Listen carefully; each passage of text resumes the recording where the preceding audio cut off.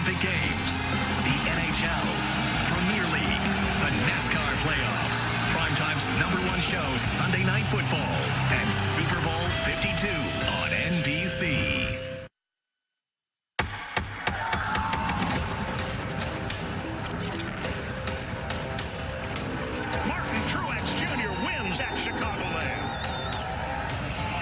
Never thought I'd make it to where I'm at today. I've won a few championships, and if you want to come up and take it from me, you're going to have to do all that stuff to get there. You want to dominate every race. We feel as though we're right on target to go out there and repeat as champions again. Kyle Busch is going to win in the Granite State. Kyle Busch wins at Dover.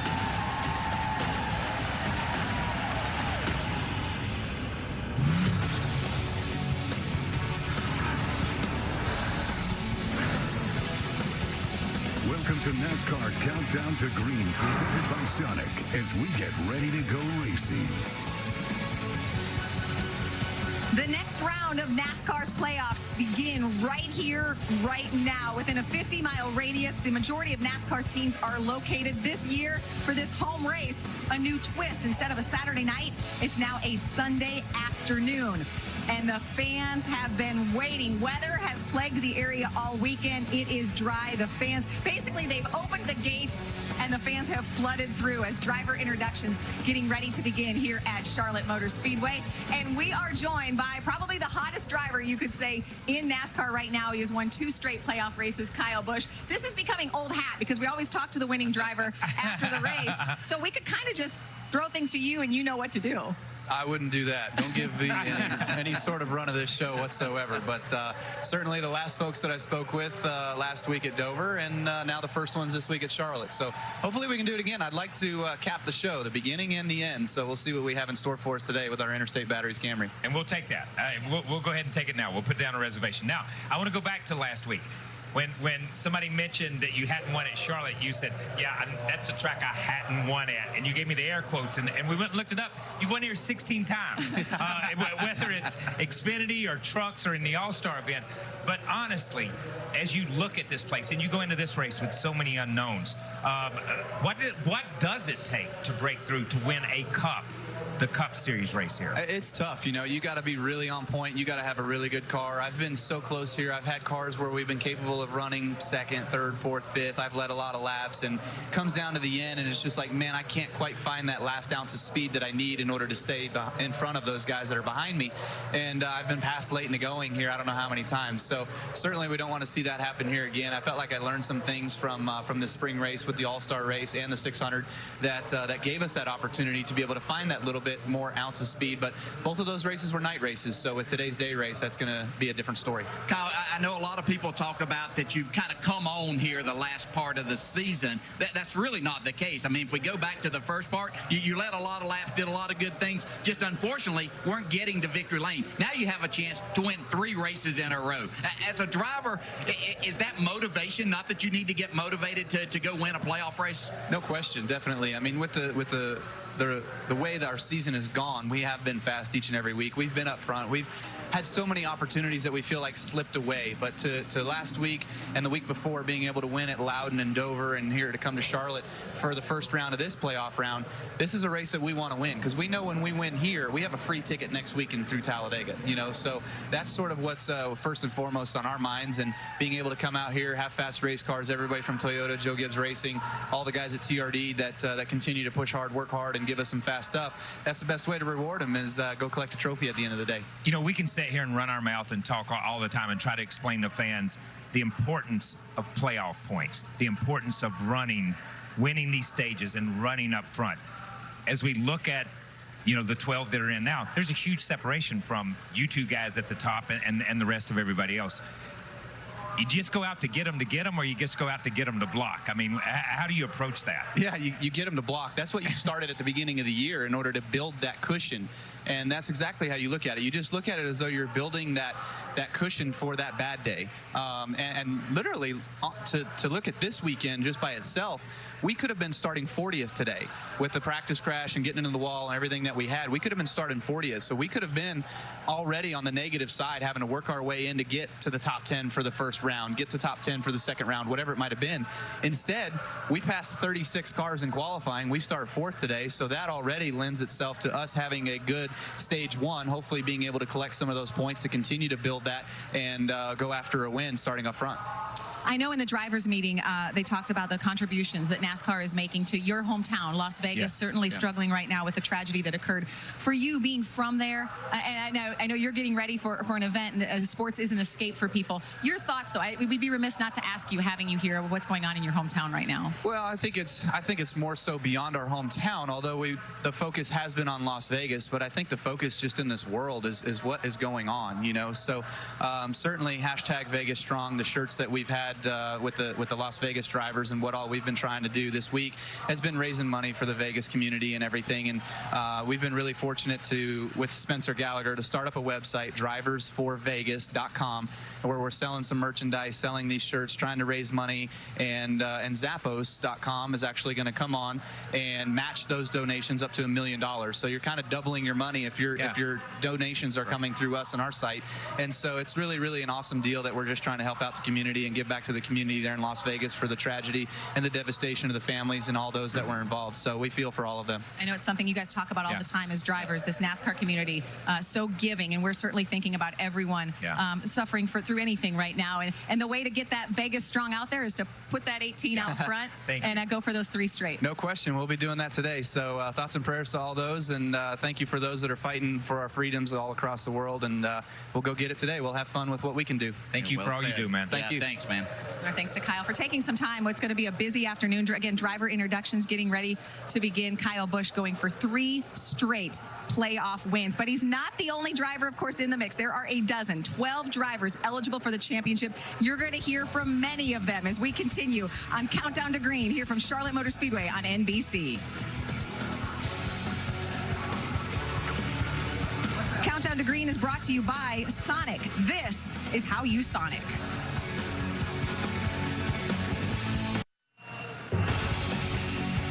It is a home game for NASCAR. Kevin Harvick, one of the 12 playoff drivers racing for the championship, talking to his good buddy, Hall of Famer Ron Hornaday. And the sky it's overcast, but it is dry. Mother Nature was ruthless yesterday. So far, she is playing nice. Here's what's on the menu presented by Sonic. This second round, the round of 12, consists of a pair of 1.5-mile tracks, Charlotte and Kansas. Sandwiched between those, the highly unpredictable Talladega. If one of the 12 remaining playoff drivers wins today, that driver will move on to the third round, the round of 8. And Denny Hamlin, who happens to be one of those playoff drivers, starts on the pole this afternoon. Here's where the playoff leaderboard stands as we begin this round, led by Martin Truex Jr. Truex starts out with an 18-point lead over Kyle Busch. Truex, Busch, and Kyle Larson have set the standard in 2017, but 7-time champion Jimmy Johnson is still in the hunt, and at this track, you can never count him out. He spoke just moments ago with our Marty Snyder.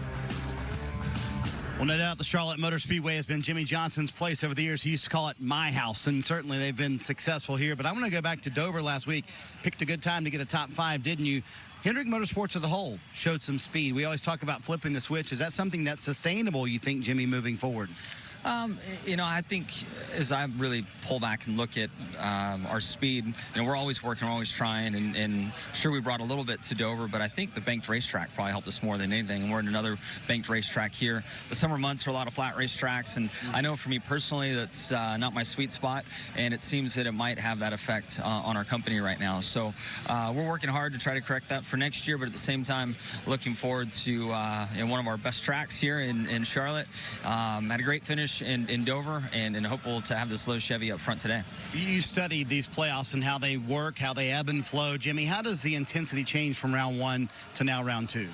The intensity just keeps going up. Everybody has their situation they're dealing with. The playoff bonus points and the way those points are accumulating, it looks like, it's heading in a direction with 4 guys that could be in Homestead, which would then put a lot of pressure on the remaining drivers that you got to win. So where I'm sitting, I would love to win here, so I don't have to worry about Talladega. And then in that next grouping of tracks, if we are able to stay alive, rattling off a win at Martinsville or Texas, is kind of the way I'm approaching things, thinking that I need to get to Homestead. Well, they know the way to Homestead, Miami, no doubt about that. He has 8 wins here at Charlotte. Krista, number 9 would put him into the next round.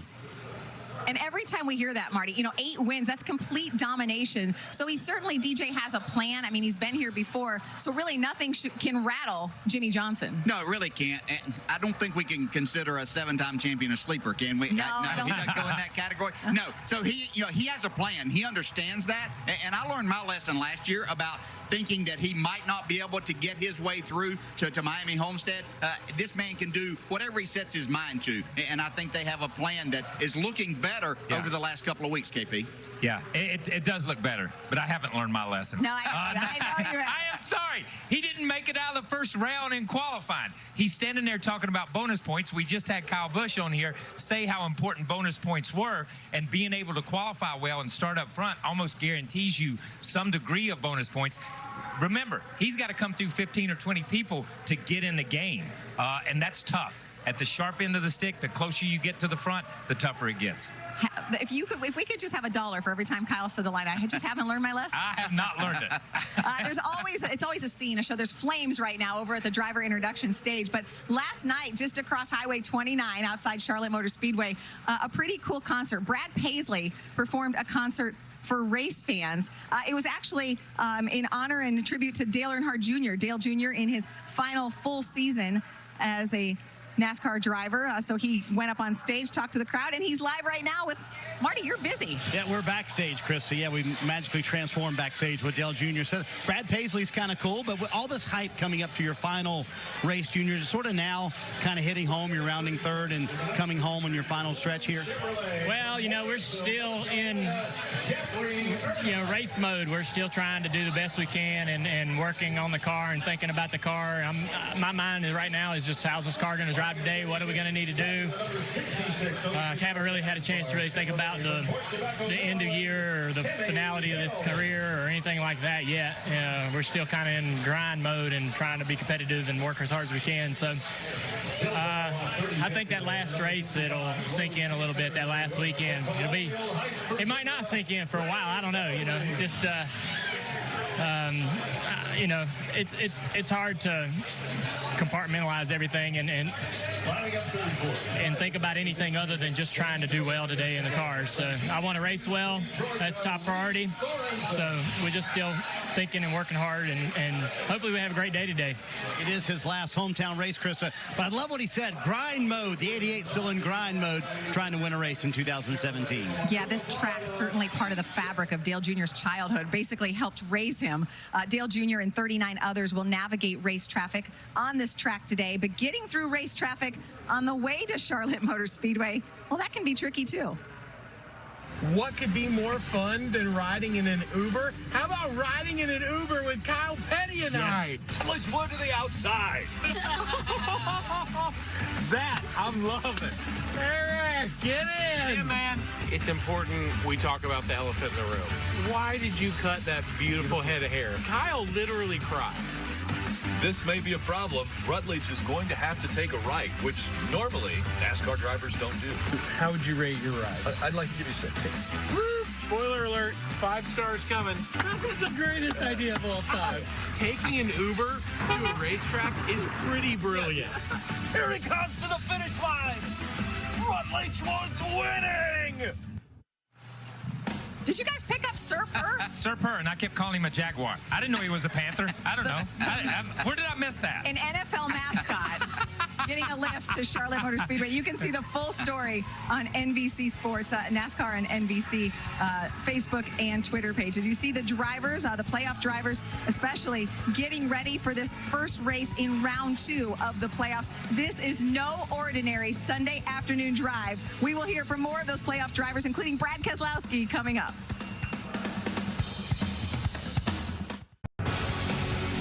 NASCAR Race View gives you access to features that let you follow along with your favorite driver just like you're at the track. Get live stats, leaderboard, team communications, and more on any device. Get Race View for the entire playoffs for only $9.99 when you visit NASCAR.com/raceview today. This is a home game, NASCAR's home track. Many of the teams located within the Charlotte, Concord, North Carolina, Charlotte Motor Speedway area. You see drivers, family members, crew members getting the cars ready for this 500-mile, 334-lap race. Let's hear from some more playoff drivers now backstage. How about Brad Keselowski? So for Brad K, the round of 16 presented 3 top 10s, very consistent, maybe not all the speed you wanted. What do you need to do today to set the tone for the round of 12? Win would be nice, Dave. But scoring a lot of stage points and a solid top 10 finish is realistically what it's going to take in all 3 races of this round to move on. And if we do what we did the last round, we'll be in good shape. Brad starts outside row 3 today. Denny Hamlin certainly had a good Friday, put the 11 car on pole. You've been really good here at Charlotte, just haven't been able to get to victory lane. What's that little extra step you need to do to come away with the win today? You know, a few of them I felt like it was luck. It was fuel mileage races or something where we were running up front. But, yeah, we've been good here the last few times. And just, you know, good starting spot. The number 1 pit stall is always big here at this racetrack because of where the camera's at. So I suspect and hope that we'll be up front most of the day. And, you know, and we get this thing in and we're up front when it's all said and done. All right, Denny Hamlin leading the field to green today. Chase Elliott comes in this Charlotte race after a crushing defeat at Dover. And Chase, I got to ask you, how has the last week been? How do you get over a defeat like last week? Yeah, it's like I told you all week. You know, it's just a matter, I think, of remembering the right things. You're not going to forget about a day like that. So remembering the things that, you know, are going to help change the result next time, and that's all you can do. So we're all in, and, you know, at this point, it's going to be a tough round for sure, and we know that. So we're committed 100%, and hopefully it'll work out for us in our favor next go-round. A lot of unknowns going into this race. You had a quick race car in practice. You actually got some race runs, which a lot of guys didn't. What are you expecting today? Yeah, I hope that pays off. I mean, you know, the guys are going to be good. They were going to be good whether we practice, you know, 2 laps or 100 laps. So I don't know that it'll change the typical players or not, but I think we did our homework the best we could, and we guessed the best we knew how to. Hopefully that's good enough to compete. The 24 team did their homework. Hopefully it works for them today. Yeah, Chase Elliott, just 21 years old, so close to his first win last week, coming up short. We heard from playoff drivers different strategies based on where you are in points, but based on how badly you need a win. Yeah, but there's only going to be one winner here today. Yeah. So everybody else has to figure out what is their strategy. Is that gathering as many points as we possibly can, minimize damage? There's only one person that can move themselves possibly into that next round. Everybody else has to minimize any mistakes they might make and maximize the most points they can come away with here today to look ahead, because they know everybody, regardless, knows what's looming next week at Talladega, the uncertainty there. Yeah, you know, Brad talked about stage points. We heard Denny talk about staying up front. I really liked what Chase said when Chase said, you know, the guys that are going to run up front, we're going to run up front whether we get 2 laps of practice or whether we get 100 laps of practice. He already knows who his competition is. They've already pinpointed and said, these are the guys we've got to beat. We knew who they were when we rolled in the gate the other day, and that's our focus. So I think he's put last week behind him, and he's focused on racing that group of guys that he knows are going to be up there, that he's going to have to race to move to the next round. Yeah, there are 3 races in each round. So it is here Charlotte, Talladega, which is a wild card, and then Kansas, a similar track, at least in style and shape, to Charlotte Motor Speedway. But this one has a twist because this race is usually at night. Now it's on a Sunday afternoon. That could and probably will change the racing, and these guys have not had a lot of track time. Coming up, not only will you hear from more playoff drivers, you saw Kyle Larson there with his son Owen. Otto Bolden, he is our sprinter. He's used to track and field. What happens when he puts that world into pit crew training? We'll find out. Bank of America welcomes you to the heart of the racing world, the beast of the Southeast, Charlotte Motor Speedway. From pit road to the winner's circle, we're thrilled to be a part of the action this weekend, and like you, proud to be race fans.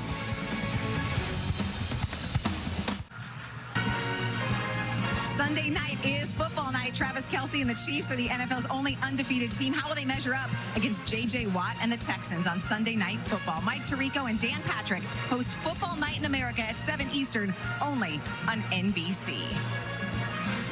Here in Concord, North Carolina, Charlotte Motor Speedway is the venue. You see Jamie McMurray and Matt Kenseth, part of driver pre-race ceremonies. Matt Kenseth starting on the front row. Kenseth hasn't won here since 2011, but has run well recently, and he's been blessed to have some amazing pit crews. His 20 guys are some of the best. Otto Bolden went to the Joe Gibbs Racing Shop to take part in a workout and see how his world of running teams up with NASCAR.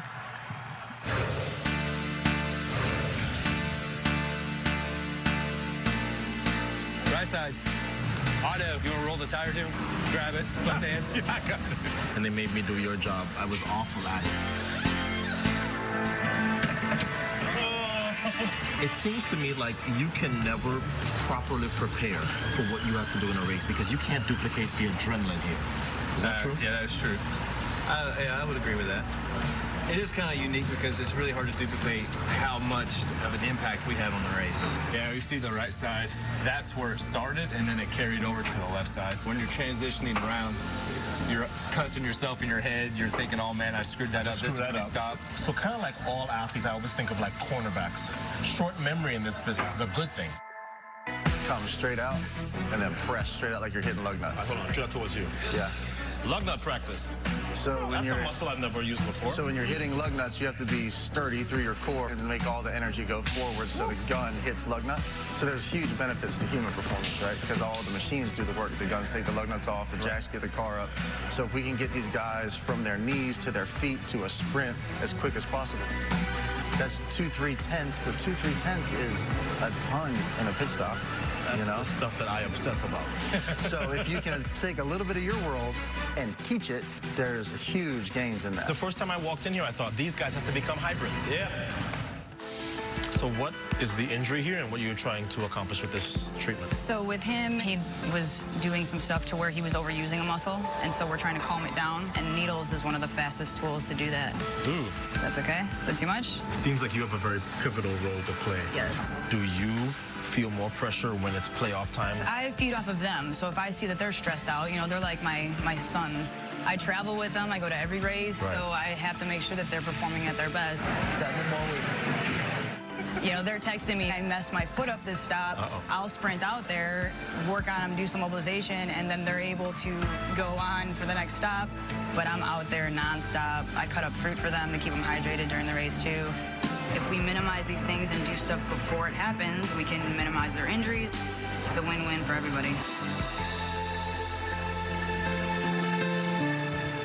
So let's bring in Otto now. Talk about worlds colliding, Otto, NASCAR and track and field. So what stood out to you?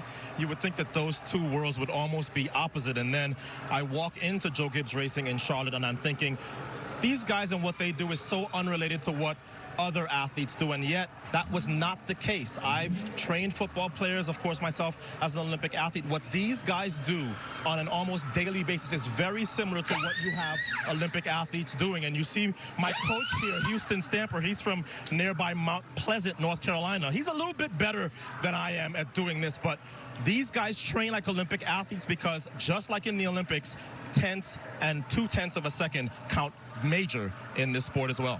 And all of that specialized hand-eye coordination. Thanks, Otto. I know you'll be busy during the race, too. Always cool to see those behind-the-scenes images. Coming up, hours before he was racing well into the night, Eric Jones was taking us on a tour of this track. When we come back, the driver from Michigan shows us what 200 miles an hour at Charlotte looks like.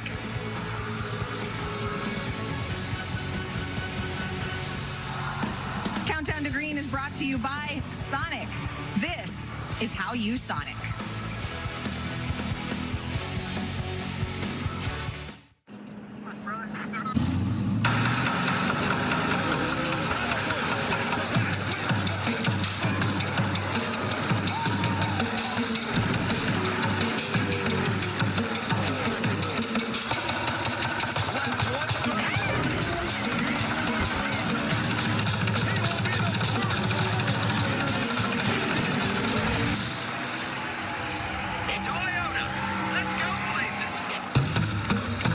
He overcame his size to become one of the game's greats. This guy's 5'9", but man, could he hit.